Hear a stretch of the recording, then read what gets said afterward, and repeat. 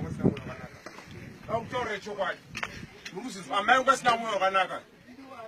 Mwana wavo akaitisa mwana wangu nungu. Akatizira mba kwa uyu mwana akuro apfeka tanbutu. Ndiri kumuchengeta.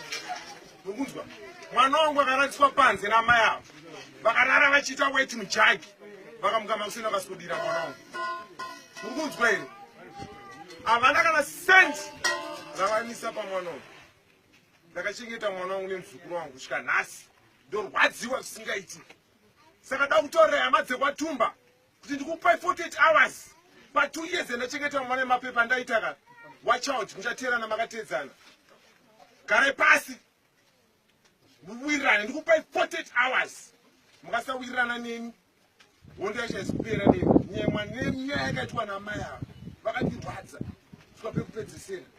Baba munhu vaiziva takapara mhosva vanomhoresa. Asi amai ava handivaregerera dai kudenga kune TV. Ndida kuona kuti vari kugara sei ndaivatera kuko. Tonopedzerana.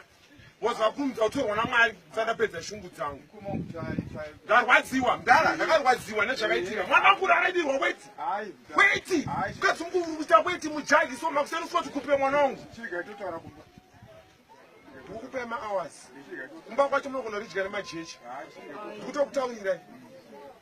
Pese pakaita nyaya dzavo vanhu vese vamarana vakashamisa kuti mai mwana wamapiramidi handa kuita action. Vanhu vakutoshamisa baba vanotaura. But nhasi ndipedzerana.